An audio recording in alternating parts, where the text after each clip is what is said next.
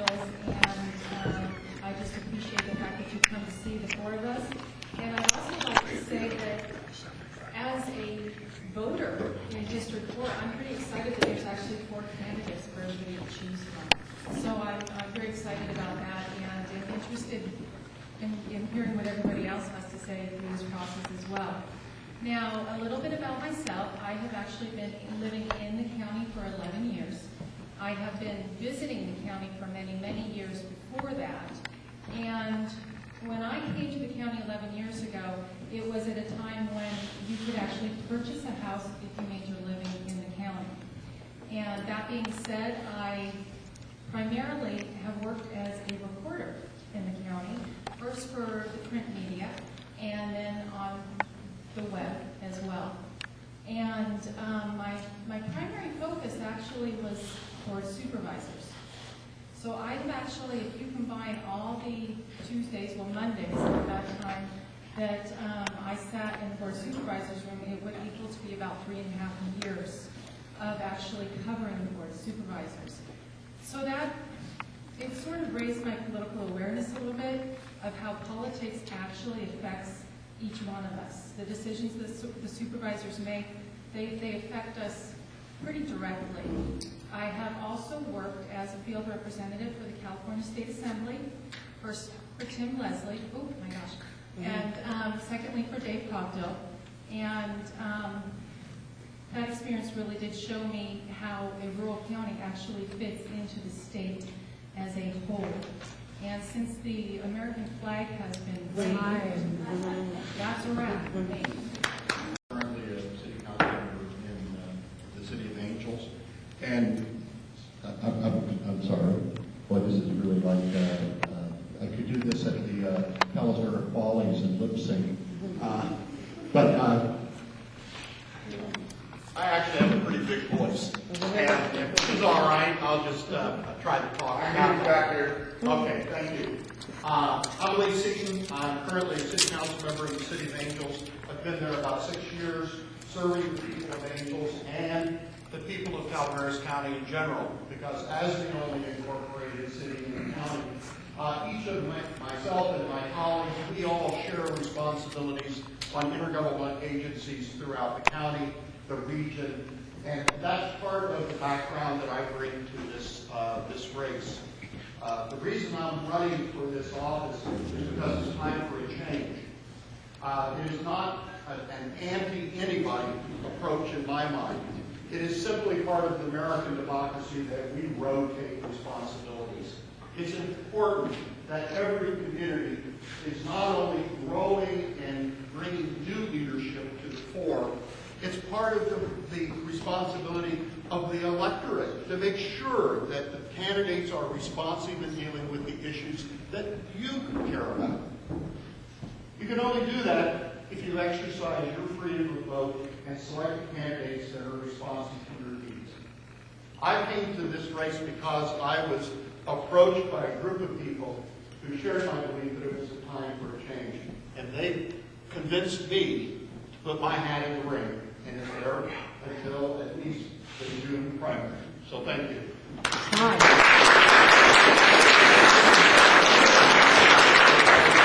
I also am told that I have a very large voice, so that's because I have a large family, and in order for me to have dinner, I'd have to call her a lot louder than my mother. So my name is Ron Class, and we lived here in Murphy's for almost 14 years. We came up here because we were blessed with our granddaughter. Before that, we knew nothing about Murphy's. We came up here with the idea of relaxing, kicking back, and enjoying our lives like all of you have. And we got involved in the community, and I became the president of Murphy's Business Association. I'm the president of Murphy Community Club. So we became very, very involved in the volunteering of Calaveras County. And I must say the volunteers in this particular District 4 are absolutely phenomenal. So by doing that, by volunteering, by getting involved in the community, I as well as my wife and family, realized there are certain things that need to be addressed in the county. And we did that once before in the year 2000. And I'm doing it again this time. And I'm doing it because I think now is the perfect opportunity for my background, which is executive management and domestic and international companies. My background basically is acquiring companies or other companies, getting them straight, getting profitable, hiring people, training people, and getting those companies on the right track to complement the bottom line, which is basically corporate life. And by that background, I see Calaveras County as sitting on an opportunity that is absolutely phenomenal. And I think we need to take advantage of that, because I think we're all facing the same situation. That is, that we have no solid ground to stand on. And I think we need economic development in this county immediately. Not 2 years from now, not 10 years ago, but right now. And I think the opportunity is perfect. And I think the reason why it's perfect is because right now tourism is very soft. Gas prices are out of sight. We need to find and develop a foundation. And we can do that with the economic background, with the background that I have, and the economic necessity for this county, to bring in companies that will support the tax revenues that we require. Did I eat up my 2 minutes? Time. The fastest 2 minutes.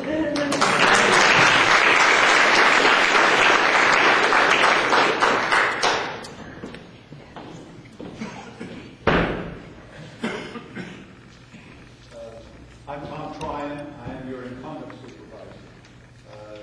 This coming January, I will have been in office for 24 years. I was elected in 1984. I'm a fourth generation resident of this camp. My wife Denise is in the audience as a fourth generation resident of Murphy's. She actually attended the old school by the Scout Hut. She was in the last class from Murphy's to attend Calaveras High School.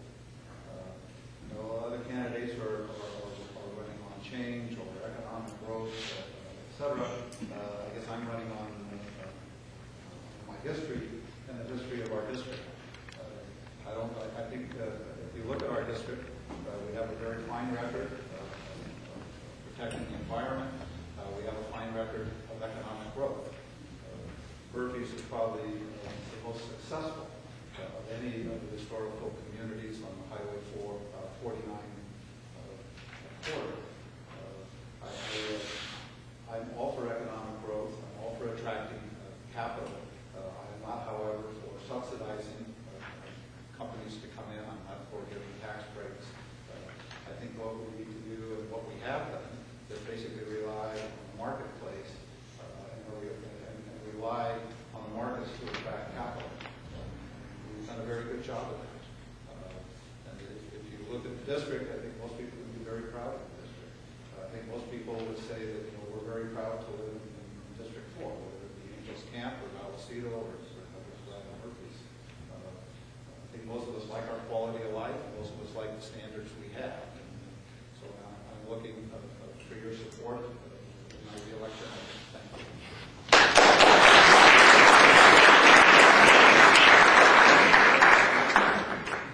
So the first question from the panel is going to be asked by Jim Stern.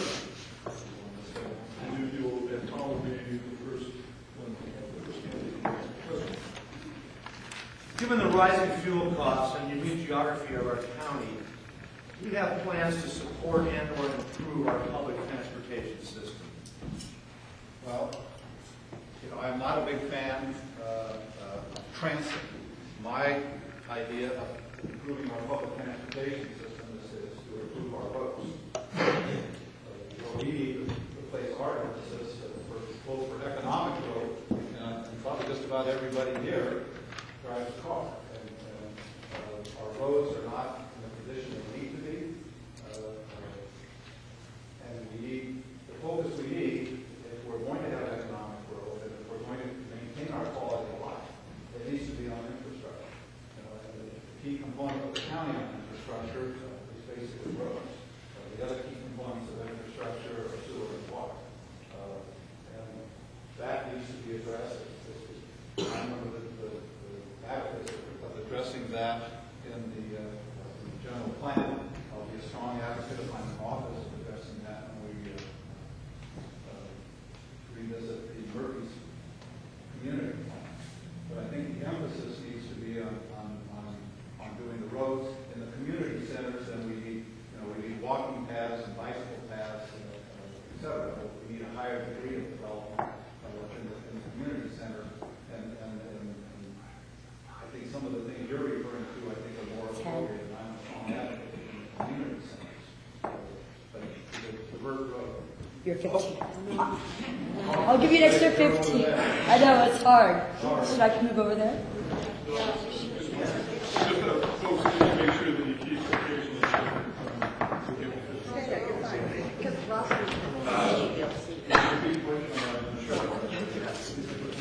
Given the rising fuel costs and the unique geography of our county, do you have plans to support and/or improve our public transportation?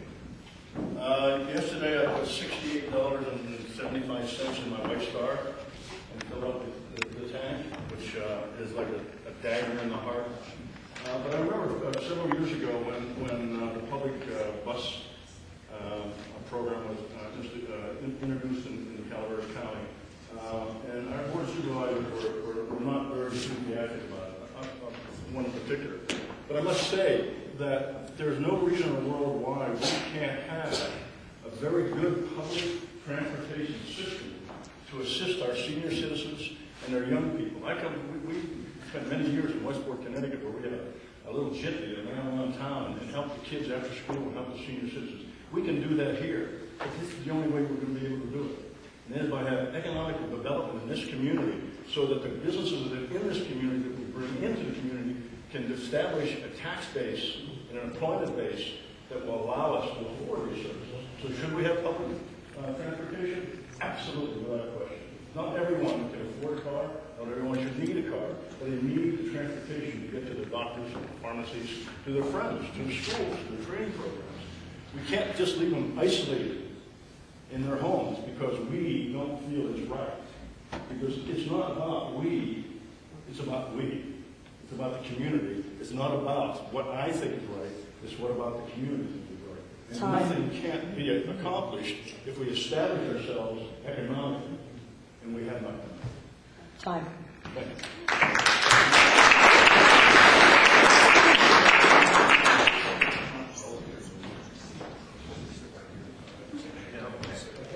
We're going to move our timekeeper a little closer. Would that be all right? Sure. Be in the middle.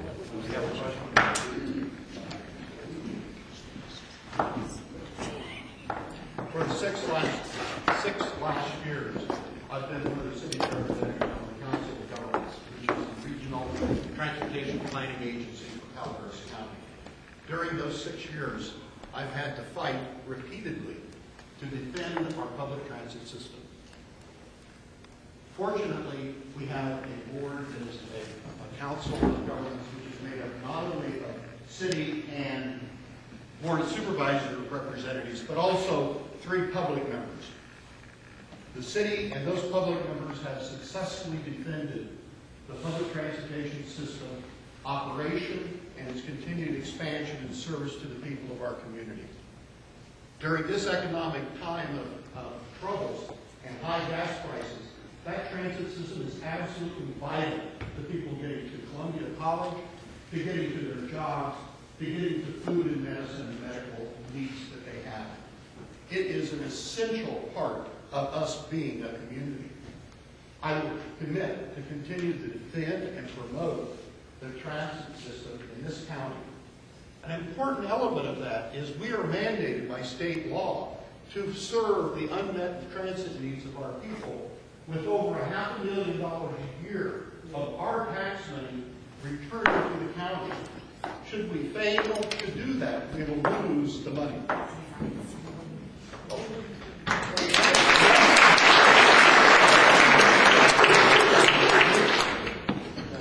Where would it be easiest for you guys to see me?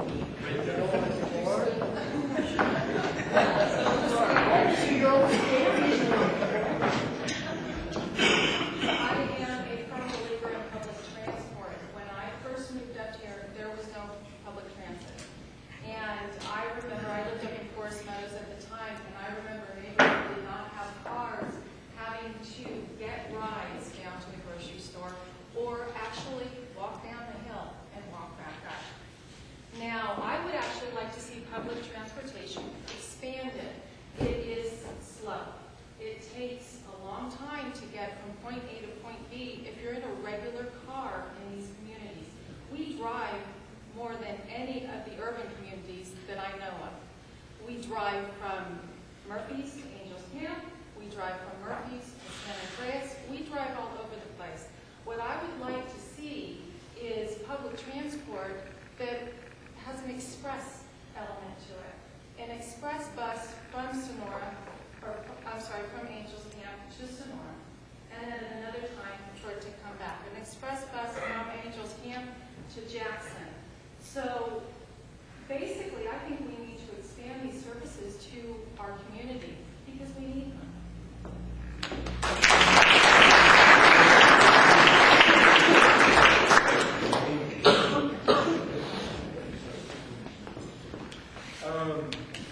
Great round of questions.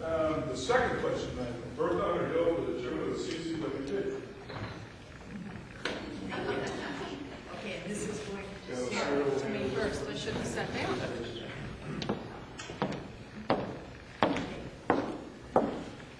Members of the public have been critical of the county for its lack of accountability, inability to respond to issues in a timely and comprehensive manner, and lack of decision-making.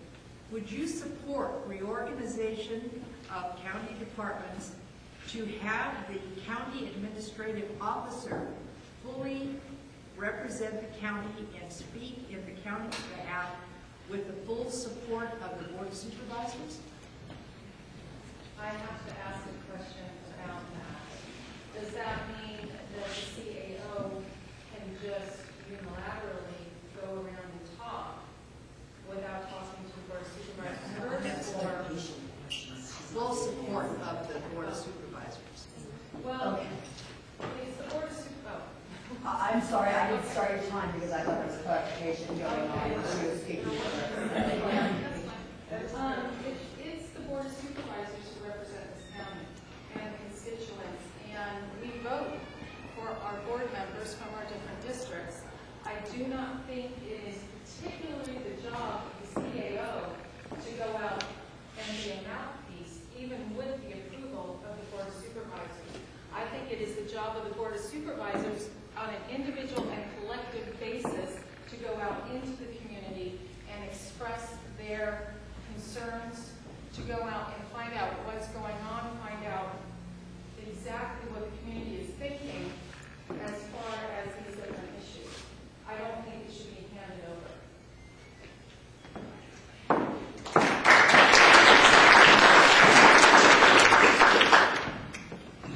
In California, we have our forms of government at the local level, state, city, and county, makes a series of types of government available to us.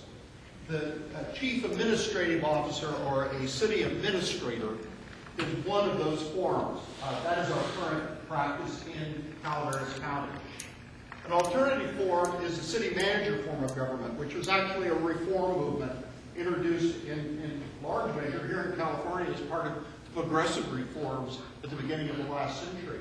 It's, you can tell I teach political science, can't you? The opportunity to use professional managers to operate local government is available to us in California.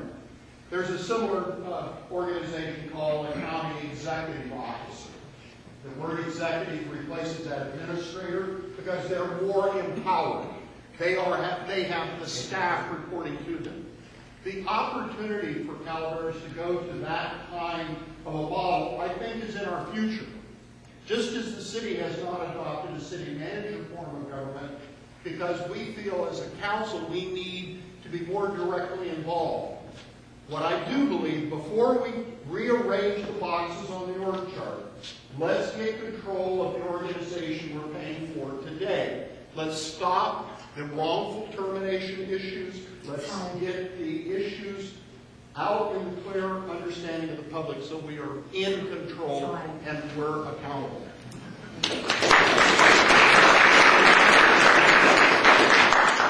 That's a very heavy question. No, I would not want the CAO to be in charge of have that much responsibility and authority. If you look at Calaveras County, just recently, we had Brett Harrington, right? Tom Mitchell, we have this new gentleman. They all came with their own baggage, and I think I found as a citizen of Murphy and involved with the Murphy Community Club and whatnot, I found working with the CAO very puzzling because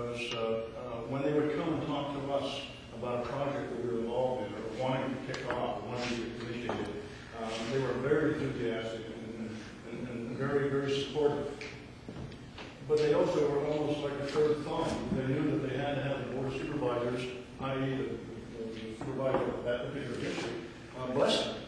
So to give that person the authority to say yea or nay without the board of supervisors' involvement, I think would be tragic, absolutely tragic. Because one of the things that I would like to see happen on the board of supervisors, and I know there are members now that are more than capable of doing this and wanting to do it, I think there needs to be a unification of all the board of supervisors, all the members on the board of supervisors on the board, to work together in solving the county's problems, coming up with solutions at the county level that will then help each one of the districts.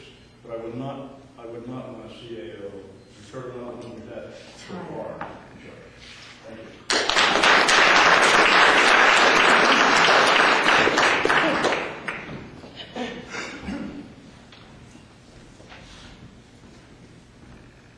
My own feeling is I support the system we currently have in place. I think the county supervisor should be sort of lead and be in front on the issues in his district. He's elected by his district. He should be held accountable by his district.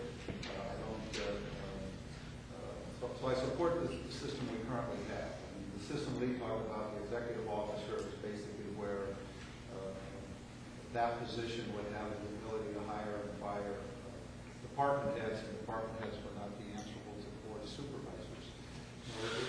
Calaveras County may well get there, but I think we'll be a much bigger county when we get there. I don't think we're the size or scope or scale of a county that needs to have a chief executive officer such that the member of the board of supervisors for the district has a significantly diminished role. Right now, the members, staff members, department heads answer to the board of supervisors. So supervisors consult with the CAO consults the board of supervisors. So I think that's a good system that's presently in place.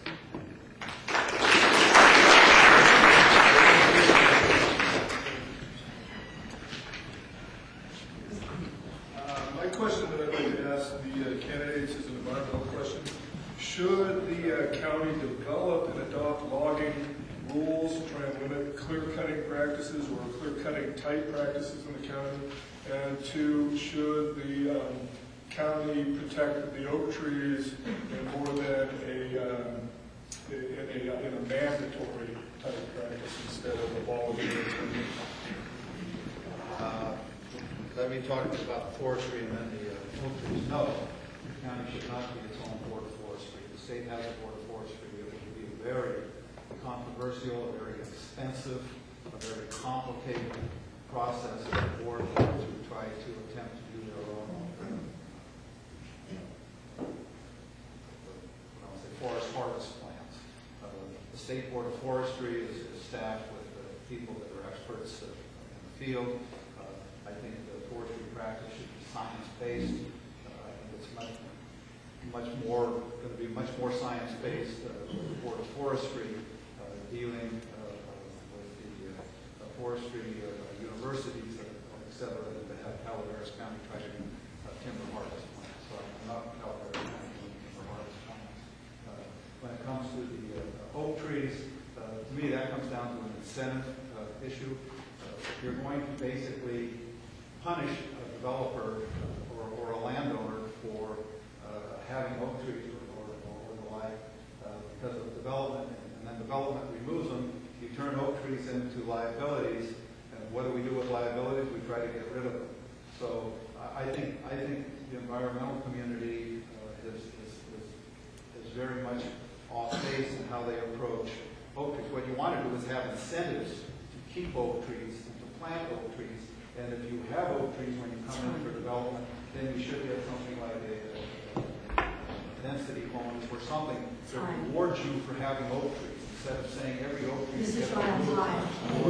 This is right on time, seriously.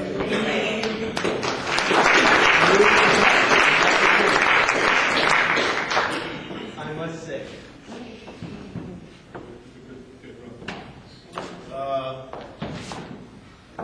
It's an interesting question because I mentioned a couple of days ago at a meeting with several people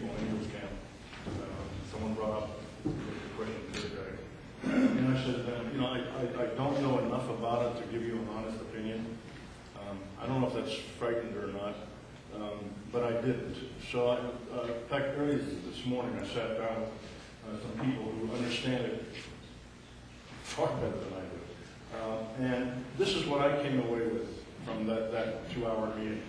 Right along, this was my interpretation. And that is there's clear cutting, and then there's this other type of clear cutting where they have spot trees through 20 acres and 40 acres, and those trees are supposed to seed, and et cetera, and fill in the areas, et cetera, et cetera. So it's a very complicated question. Personally, when you visualize clear cutting, it's pathetic. It's absolutely a rape on the land as far as I'm concerned. But then again, I'm not looking at it as a business. I'm not looking at it as how it's affecting the whole county as a whole. I'm just looking at it as someone trying to understand the complications of it. I understand the runoff problem when clear cutting happens. I understand erosion that occurs when this process is done. But to be very, very honest with you, for me to have an opinion on that, I am not that astute, and I apologize.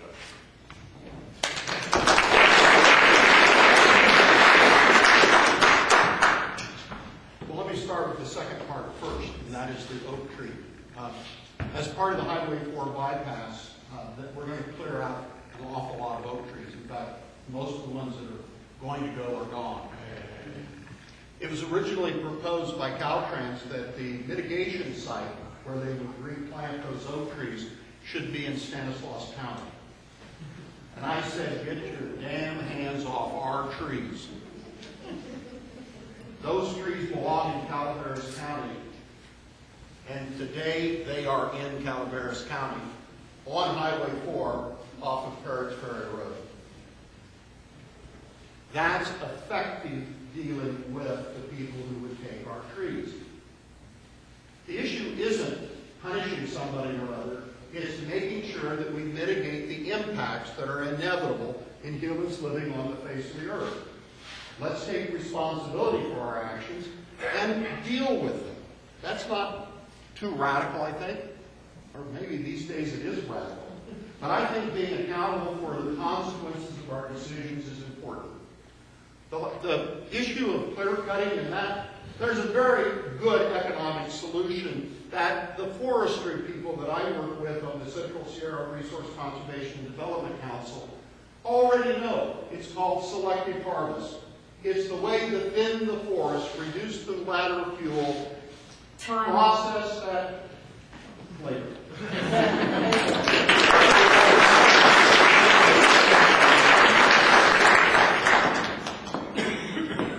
As far as cutting timber harvest, I believe the state has the ultimate purvey over that. It is multi-jurisdictional.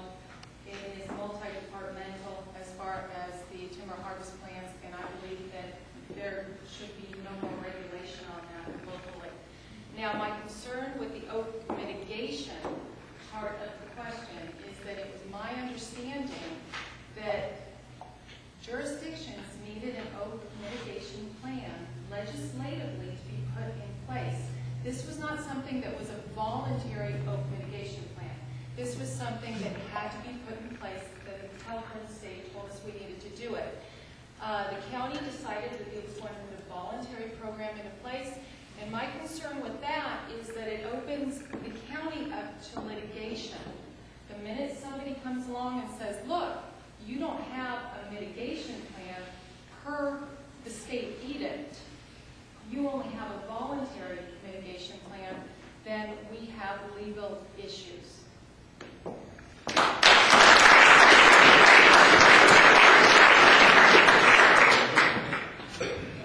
Second question comes first. The call was This will be the next Board of Supervisors will be updating and approving a general plan that will define the future of this county for the next decade or even more. If elected to take on this responsibility, what do you see as the most important issues? And given the unique characteristics of each community, should individual community development plans be incorporated into the overall general plan? Well, I think there's two parts to that. The general plan, I think, needs to have an agricultural element added to it. Agriculture is very important to our community and to keeping our open spaces open, so we need to support that.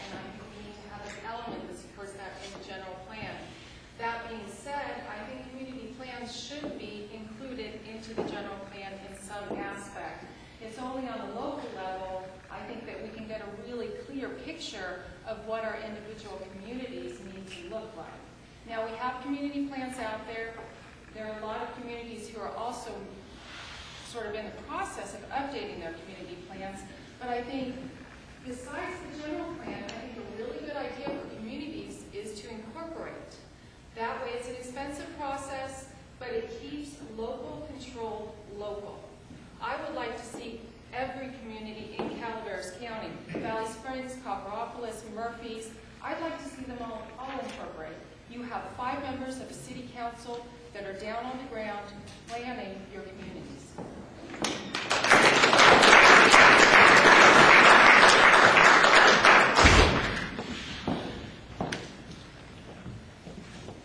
Well, are the communities made up of counties, or is the county made up of communities? I think communities have to take precedence. The community plans are the building blocks on which the county general plan should rest. You know, each of us, we live in our selected communities, whether they're incorporated or not. The cost of incorporation is frightening. Probably the only realistic candidate for incorporation in the future is the future megalopolis of Copperopolis, when it hits 40,000 or whatever the final build-out number will be. I think the issue in the general plan is that it needs to be a transparent process. It needs to be open. It needs to be actively pursued in terms of community participation. It needs to have a thorough review cycle that allows every interest, every community to thoroughly review and participate in its development. It is the blueprint for the next 20 years or so. It needs to reflect our community values. The most important thing that it should do is conserve and preserve the great place we live in today, our history, our environment, and our people.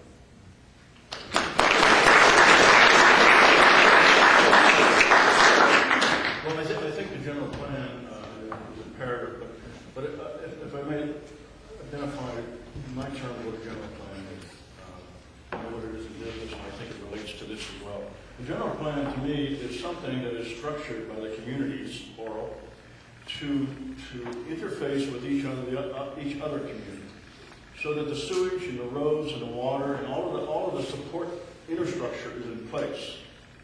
The outer part of general plan, I think, is the responsibility of each community. And each community can decide on how their community is going to look and function, as long as the foundation is laid out properly to ensure that the growth is going to be there without second guessing. Secondly, I think all of this can be done, as it's in the process of being done, with the theory of this is what we want in our life. This is how we want our county as we see it today. I think what we have to take into consideration, extremely important value, is that if we want the value of this lifestyle we're enjoying to continue on for us and for our kids, we have to have an economical foundation to support the costs of this general plan and the execution of these general plans. Because nothing is for nothing. And if we have it in industrial areas and retail clusters that will support the tax base to allow us to grow into a general plan, we can all grow together within a community.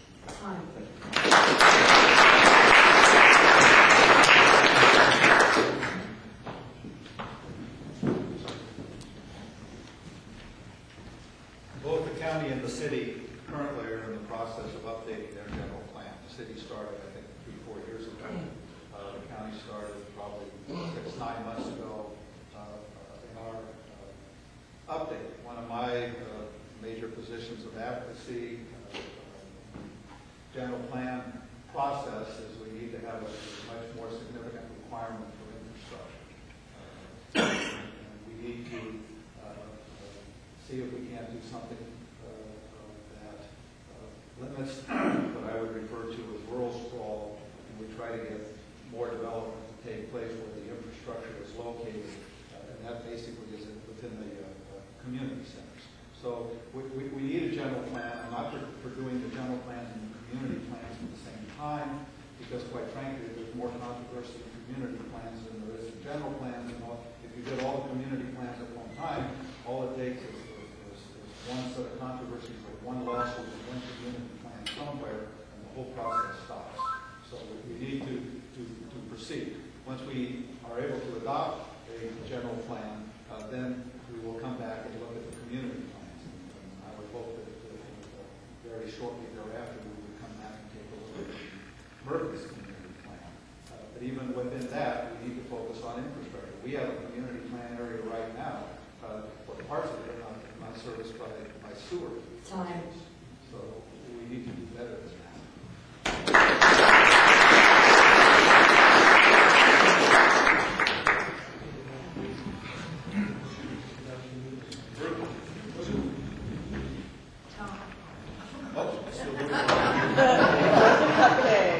Oh, I'm starting off.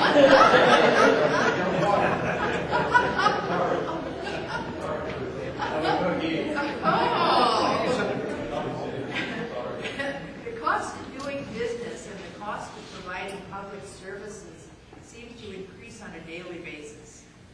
The public sees a need to make local government more efficient and effective.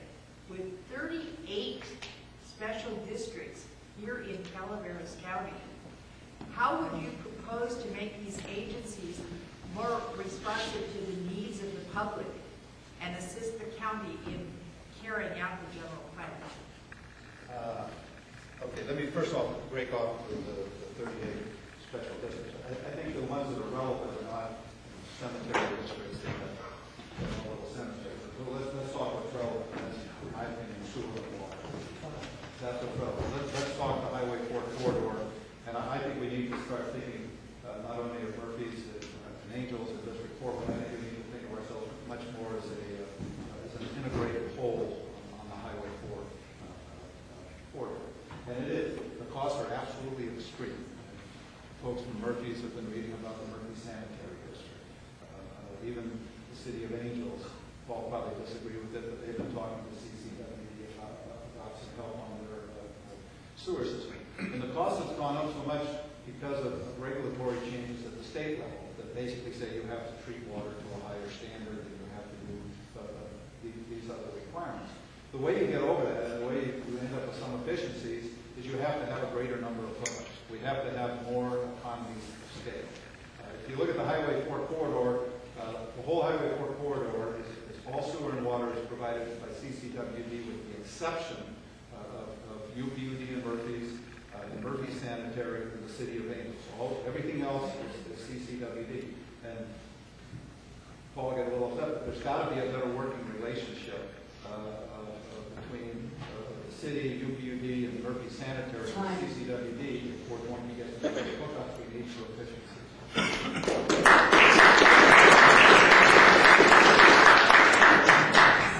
I think it's obvious what Tom is saying is right, correct. There are certain departments that are very key to the county. I guess recently in the paper, the Enterprise wrote some articles about Supervisor Lindsay going to Washington and investigating Washington with regards to health. And I think all that told me was that there are people on the Board of Supervisors that want to collectively solve these problems. And I think, once again, I think that if the Board of Supervisors work together to solve these problems are solvable. Rather than separating themselves, I think these departments can be unified. And I think a lot of them can also be collectively unified. And there's nothing wrong with revenue sharing. I think the dialogue between the Board of Supervisors can be such to where it isn't a problem, it's a solution in the making. And I think that's the direction we have to take with regards to Bertha's question. It's not, is there a problem? How can we get these different departments to work hand in foot? We really have to say, we don't have to address the problem, we have to address the solution. And I don't think the Board of Supervisors are presently doing it. And that's my opinion. Thank you.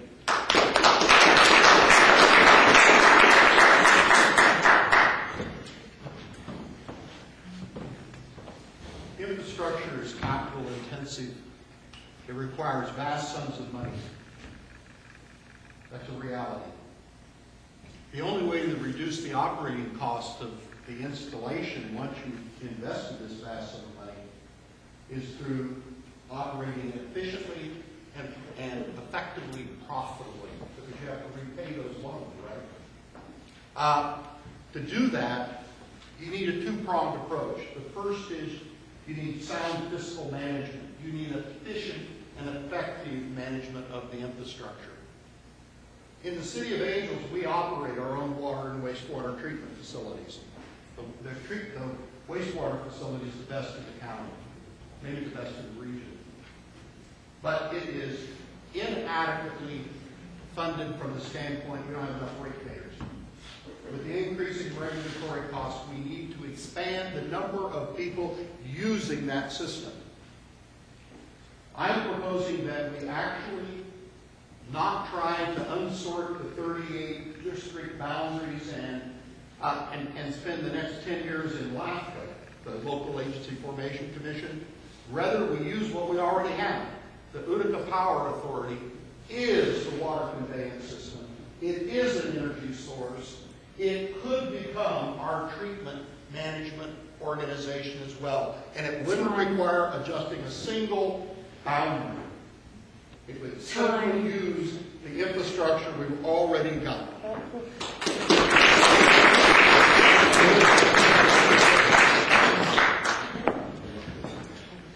I actually sit on one of those 38 special districts. I sit on the Evans Pass Veterans Memorial District Board. And it is my understanding that most districts are like the Veterans Memorial District and have very low costs. The money that you'd be saving when you try to get rid of these districts, borrowing water districts, wouldn't amount to very much. And a lot of them were actually put in place by the state, so it would then be very difficult to undo them. Now, as far as the water districts, which I think are sort of the most important of all the special districts because they give us our water and wastewater treatment facilities, I think that they have to work in conjunction with the county, where the county has to work in conjunction with them. The water district's master plans have to match up with the general plan, or else we don't have developmental growth.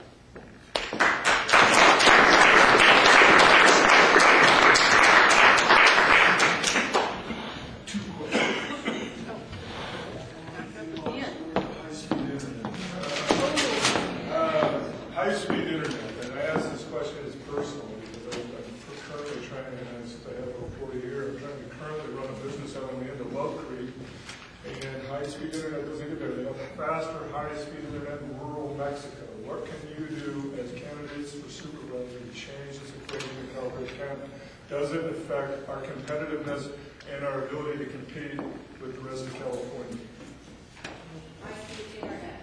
When I came up, I came from a T1 line in Silicon Valley to dial-up. I was in a state of shock when I came up as far as high speed goes. Now, I don't think as a county entity it is our responsibility to bring high speed into the area. The market will drive that particular process. The larger the population we have, the more electronics companies we can actually help come into the county.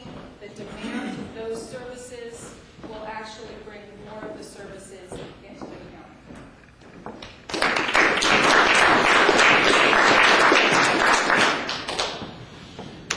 Help's on the way, Ross. I believe that broadband, pervasive, wide area broadband access is absolutely imperative to the economic vitality of our communities. It's not just about entertainment. You can get that off the satellite dishes today.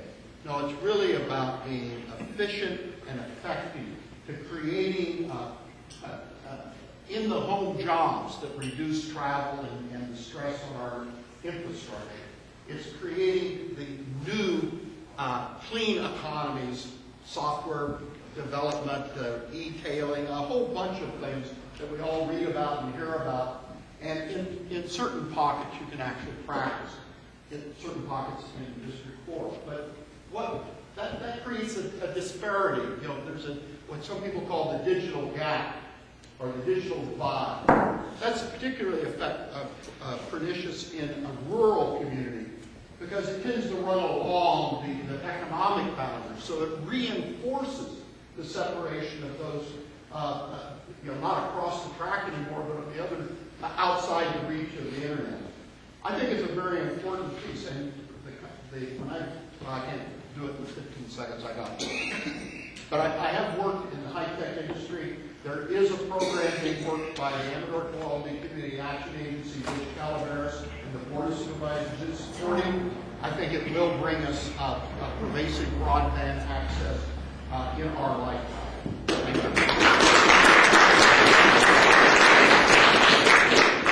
Thank you.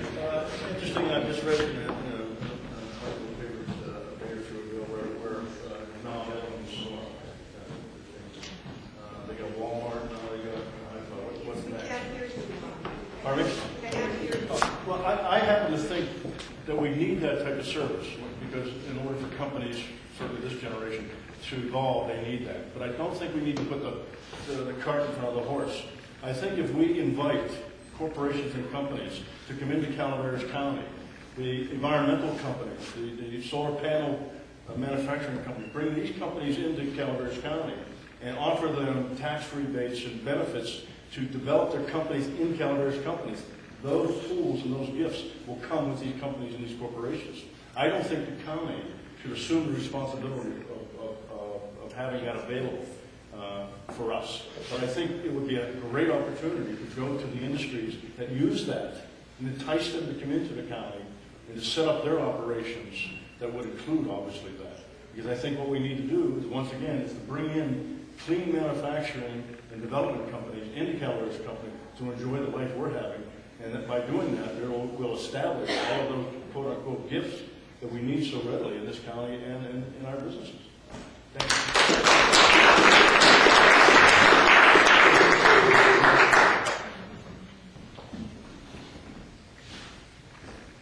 I am a very strong advocate of high-speed internet coming into the county. I view that as just basic infrastructure. The high-speed internet is the same infrastructure as having a cell phone. And I was a big, even one of those controversial about the cell phone towers, better cell phone reception. I view those kinds of issues as basically just basic infrastructure type issues. If we want to encourage that, and I'm all for encouraging that. I don't know quite what you mean when someone says encourage it. It's not discourage it. But I think it would make a lot more sense to bring it into the community centers than to worry about, probably was so much, to worry about getting into the last house at the end of Bar 20 or Love Creek Road.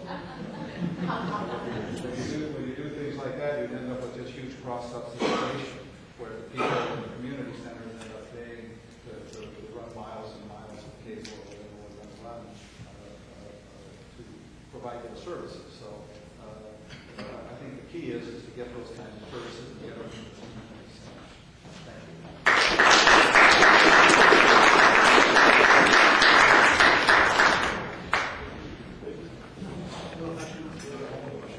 One more question.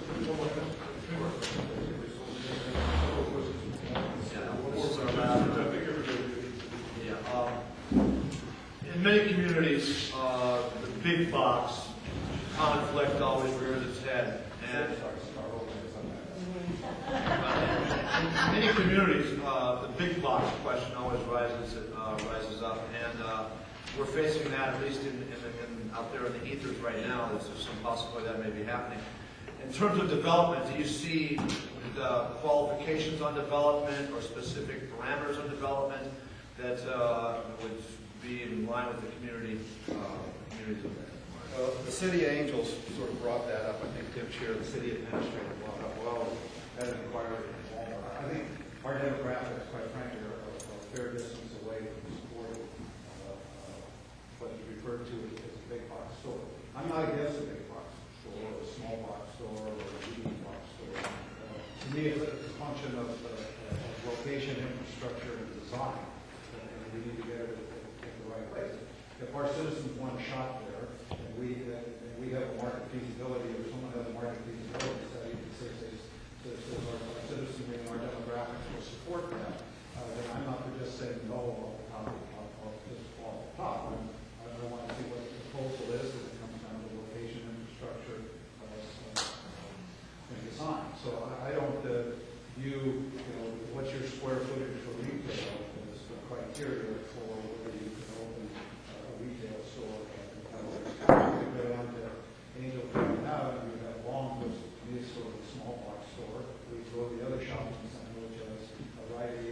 say more, they're sort of, in my opinion, small box stores. So it's easy to put out a big box store, medium box stores at the end of that. So that's 15 seconds, go for it. So I don't think you just sort of run them off without having a discussion and finding out what the proposal is. I think they have a right to come in with a proposal, just like any commercial business has a right to come in with a proposal and have a review.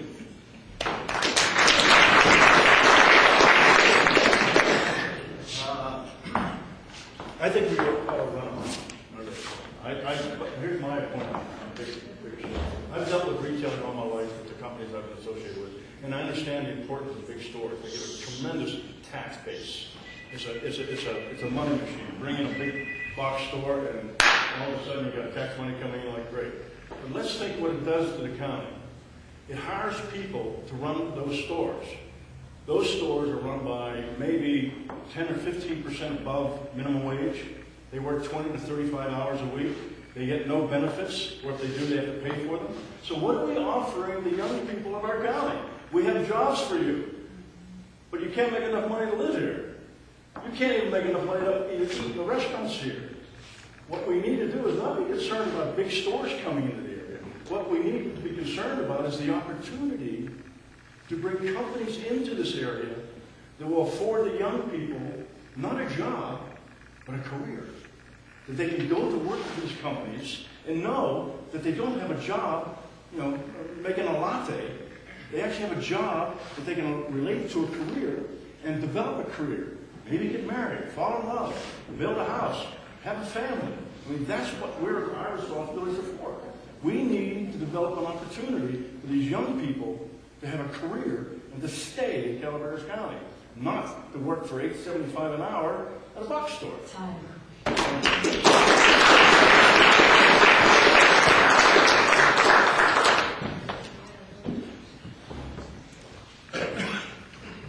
Well, the first thing is I think that we have to understand that you can't be in denial about our attractiveness to commercial enterprises. They want to live where we live because we live in a beautiful place. They want to take advantage of the open space that we have and love. They want to get their hands on our inexperienced and low-cost labor. We can't be in denial about our attractiveness to economic development. But what we can do is we can plan for it. We can do the appropriate land use planning. We can strategize so that we are attracting the kinds of retail and other economic enterprises that will enhance our communities. They will provide living wage jobs. They will create shopping opportunities. And they'll create a contribution to the balance and vitality of the entire community. We can do that if we don't allow ourselves to be falsely polarized over buzzwords. My concern is that we've been working in the city and now with the Board of Supervisors in joint agreement to work together to create an economic development task force that will look at a balanced approach to our future. We need much more cooperative than antagonism.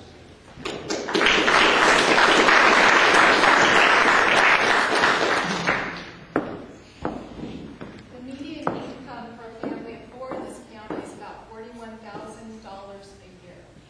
That's with both adults working, and they have no place to shop in this county.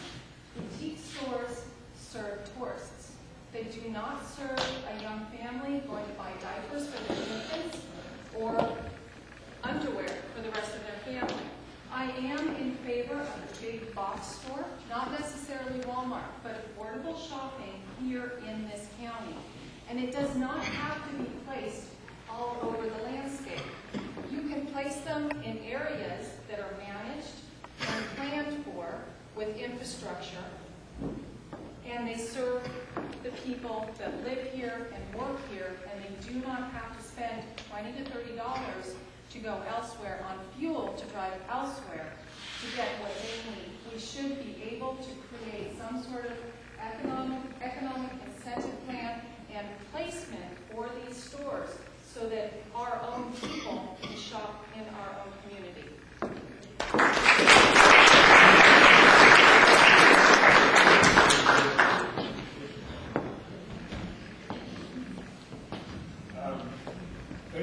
much answered the panel's question. I know there's quite a few questions that we haven't covered. But if somebody from the community would like to ask the candidates a question, now is the time. We'd like to make a couple of questions, and then the candidates will be available to just talk to you personally after. Just a question, can it be addressed to one of the candidates? Well, I'm hoping that the questions, in fact, more than hoping, that the question is directed to all the candidates, and they will each have an opportunity to respond to your question. So it should be an open-ended question for all of them. I'll try and word it that way. Mr. Wells, To do that, how long have you been on the government of Angels Camp? 6 years. I'm wondering why we have clear cutting in your backyard, in your town, and it's not controlled by the county, whereas in Angels Camp you allow several oak trees clear cut to the ground in Greenhorn Creek. Does the county control that, or did the city? That's a question, but I don't know, I don't believe there's been any clear cutting, if you mean by harvesting, in our city. Developers have cleared land in preparation for development. It helps to talk in specifics with it, kind of it. Something like Classics on the Ridge took a large number of trees, I think it was about 80 trees, out of it in order to grade the property that they were going to develop. And the requirement is that they will replant their property with trees to mitigate the impact, and that's part of the development agreement. So the clear cutting is, I think, is an inappropriate description of what they did. They cleared the land for the purposes of grading and getting it ready for the development that they had approval for, but they have to mitigate the impact on site and replace, in effect, those trees once they've completed the infrastructure development. What else? thanks. Would anybody else like to address that question? I'll take a stab at the question. They're basically, I think, Hang tight 1 second.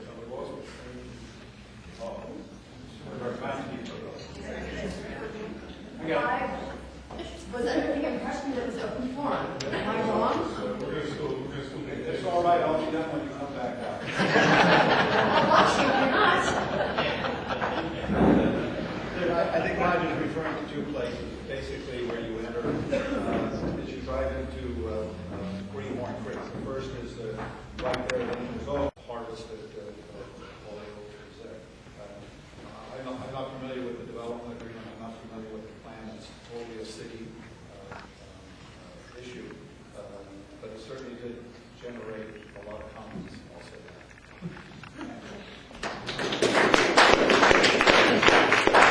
We'll try to get back to our order. Would you like to do something? No, I have nothing, sir. Good, sir. Okay, again, I'd like to remind people to try to keep it broad. Any questions for the entire panel? I'll keep it, I think, broad. I'm Richard Hedepal. My wife Elizabeth and I live in Greenhorn Creek. And it's a wonderful place to live, but I see some dark clouds on the horizon. And I've seen and hearing about this drug activities that's happening, particularly in Stockton. These Colombian and other gangs are apparently starting to build up and are starting operations up in this area. I would like to think about the fact, you probably all know about this sheriff in Tennessee or Alabama. His first name was Buford. I can't think of his last name. But they had a very ineffective administration and law enforcement agency in the county. He took it upon himself with his ball bat. He went and he single-handedly ran the lawless people out of that county. Now, I'm saying, in today's light of having to be candy striped and all this garbage of being politically correct, what can be done as a supervisor to say that to these people that are sitting at our borders, thinking about starting operation, or probably already doing it here, preventing the moral decay and of our young people and enhancing our own personal safety, what do you think the supervisors can do to enhance the situation, to eliminate and make Calaveras County hands-off to these types of people? So, do you want me to stand up or? Whatever works. Whatever works. Project your voice. I better stand up. I think first of all, we need to fully staff the sheriff's department. The sheriff routinely goes in and asks for more deputies, and I think that is one of the issues that needs to be done. We need to have an effective sheriff's department. I know that he has one of the sheriff's deputies that just deals with gangs. And that particular deputy sort of goes around in the community and looks for sort of little signs as to gang activity, comes back to the sheriff's department, and then obviously they make their plans for public safety as part of that. But I think really the first thing we need to do is make protecting the community a priority and fully staffing the sheriff's department.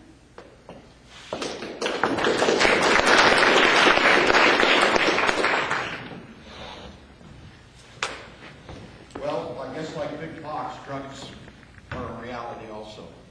And we need to be not in denial of that either.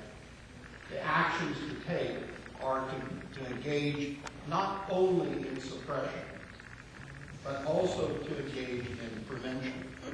In the City of Angels, we made a decision to hire a police dog. That police dog was responsible on its very first case of actually interdicted illegal drugs. And we had one group of drugs weren't going to make it into that marketplace. That's the kind of program that can help interdict the supply. Okay? But we all know the war on drugs, if it only forces on the supply side, it won't work. You know, we've got prisons full of people on the supply side. Low-income drug pushers and others. We've got to work on reducing the demand. And where is the demand coming from? Well, unfortunately, it's coming from us. You know, we've allowed our families to casually get into drugs and then get into a little bit further, and then before long, it's too late. So one of the things we've done, again, in the city is fund the resource officer, so that there is a police officer at Red Heart who understands and sees and knows the kids and gets across the message that drugs are stupid.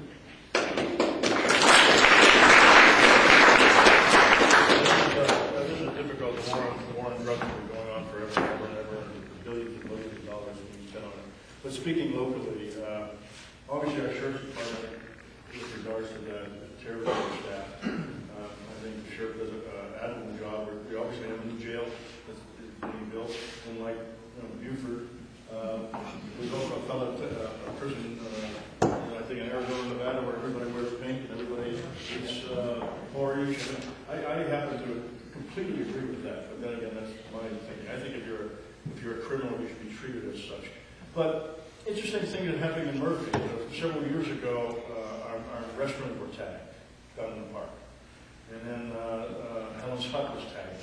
And here's how we solved it, which can't be done anymore.